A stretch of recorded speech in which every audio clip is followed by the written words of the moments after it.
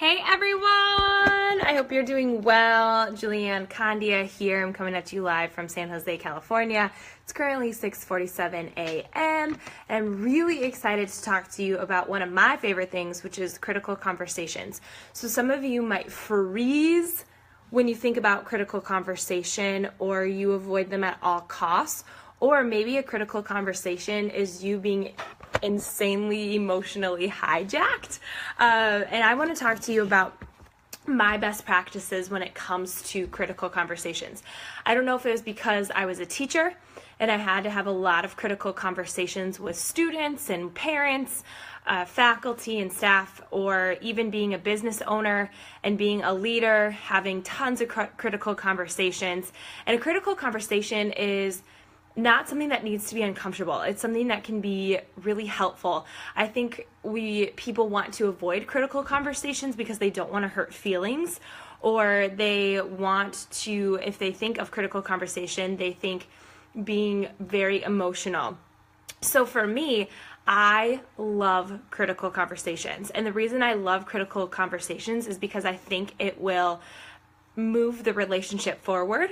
I think that it will create a stronger amount of respect in that relationship.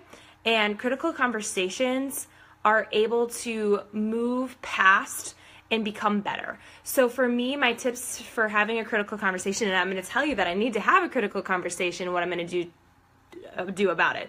So my top tips about critical conversations is not leveraging opinions and emotional state. So for example, I've had to have people have critical conversations with me, and I get frustrated when people use leverage to get their point across. For example, Julianne, this happened and I was really upset about it, and then therefore it upset this person and this person and this person. To me, having a critical conversation, that does not help the scenario, because it's like backtracking and creating more emotions.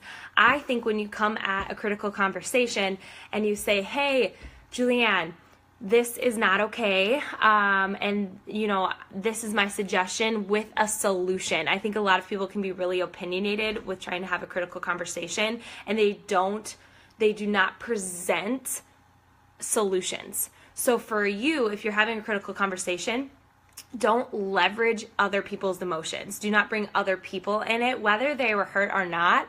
It's not going to help the scenario. Just say, hey, I just noticed this, do you mind if I give you some feedback? And you ask for that permission, and then that you do. But leveraging other people's opinions in that to prove a point is only going to hijack the situation.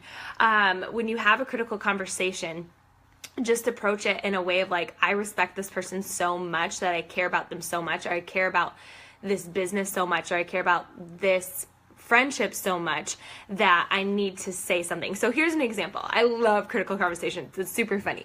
Eric does not. And I'm a firecracker. Like, I am like, something's weird, I'm going to say something. Or someone's uncomfortable, I'm going to say something. Or someone did this, I'm going to say something. But I'm not going to leverage other people's opinions in that. I'm just going to say, hey, I noticed this, and just kind of shoot it straight with love and with kindness, but I'm going to say it. So we have underground parking, and we can park last night in our spot because the person is completely over the line. So there's two people in this scenario that I know, right? Someone who's going to avoid it, and they're just not going to say anything. Actually, three people in this scenario.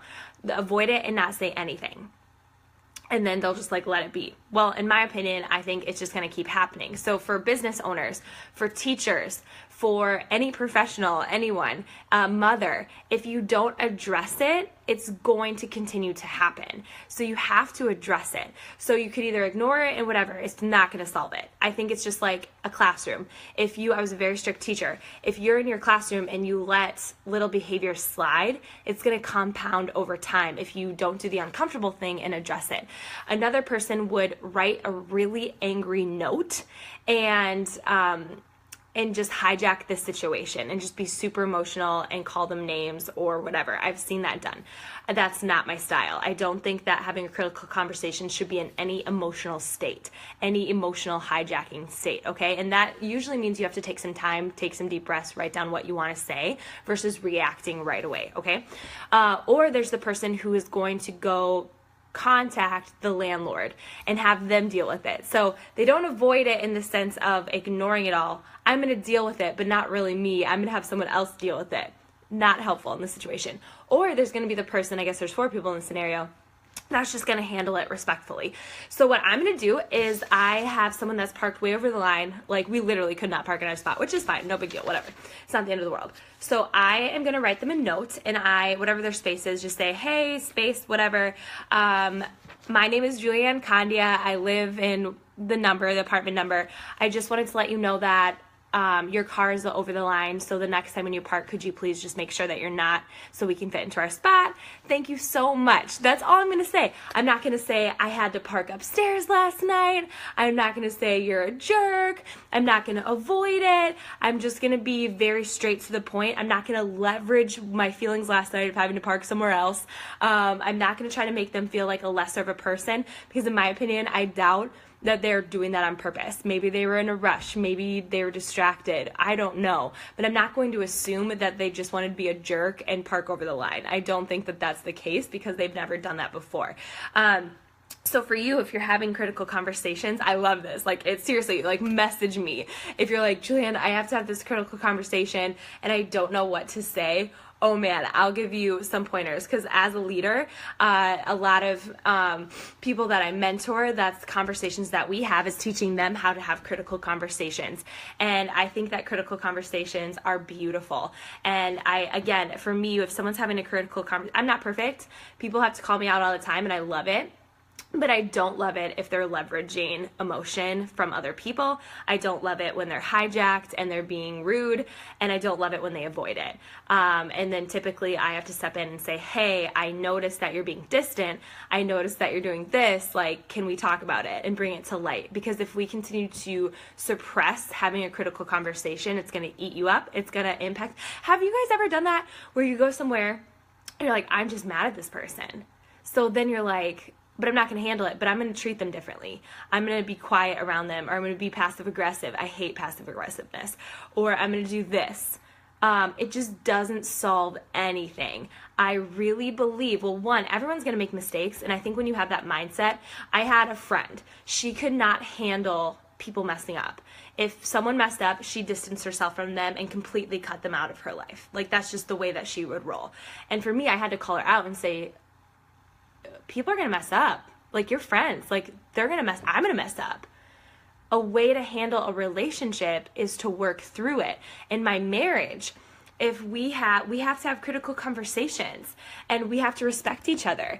But in relationships, that's just going to happen. In friendship, it's just going to happen. In business, it's going to happen. People are going to let you down. But if you ignore it and you let it build up, you're going to create resentment. You're going to create a divide. Or if you handle it in an aggressive manner, that person's going to lose respect for you, and you're going to lose respect for yourself. And if you have someone else try to handle it for you, that's just not going to help the situation at all. So that's my tips to you about critical conversations. I hope that this helps. I'm going to write my notes, and if you're following me on Snapchat, you'll be able to see what I'm doing. I'm going to go down there and I'll show you the car and the note that I write and how I'm going to leave it on there. And again, I'm not emotional about it. I'm not assuming anything. I'm not allowing this to frustrate me.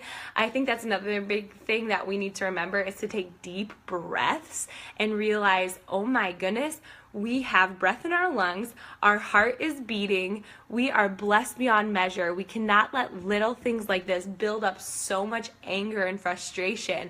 With students that you're teaching, same thing, where you cannot allow yourself to get in that hijacked emotional state. Or in a relationship, whatever it is, you have to just take deep breaths. You have to bring yourself back to reality and then just realize, you know what, I can handle this. And if so I'm gonna write this note, and I'm gonna write this note nicely, or just very like, as a matter of fact, I can be a very logical person, so people might think that that's being a jerk, but I'm not leveraging emotion. If I think I'm not leveraging emotion, I'm just being a matter of fact. I don't think that that's rude, but if they're gonna take that as rude, that's on them.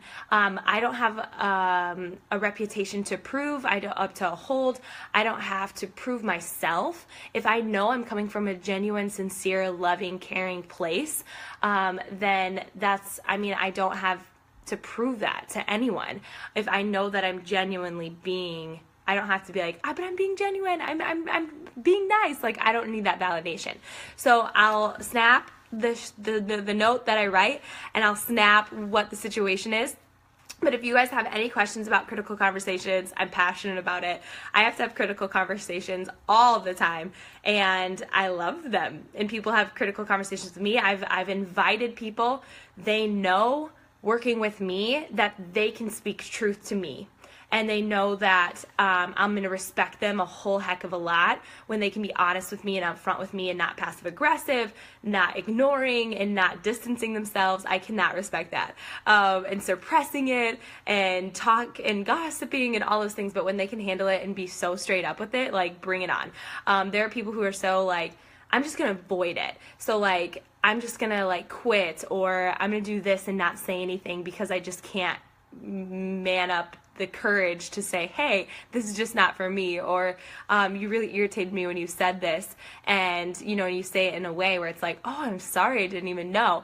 So critical conversations are a good thing. They really are, as long as you are cool, calm, collected, logical, and you are coming from a sincere place, not an emotionally hijacked stage, not a suppressing, ignoring, passive-aggressive way that you're not letting someone else handle it. Critical conversations are you being the front of that and starting and initiating. And critical conversations, it's super important to admit if you are wrong and asking for forgiveness. And if someone's coming to you and asking forgiveness, you saying it's okay. I had someone do this. I was like, oh my goodness, I apologize. And I am so sorry that I did this to you.